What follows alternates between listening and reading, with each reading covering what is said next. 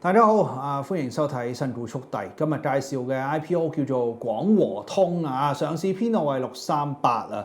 公司方面咧，深圳起家啦做一個無線通訊嘅模組電訊設備等等股份啦。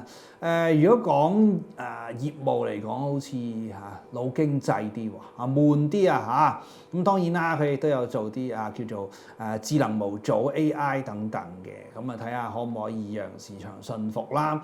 10月14號開始招股，10月17號咧早上9點30分截止認購10月22號首掛嘅。個定價係19.8毫8至21個半啦，入場費4003蚊多啲，集資額29億多啲睇翻個行業啦咁同時亦都睇翻個集資額唔算細粒我覺得中性啲嘅咁大家如果有興趣先至去認購啦。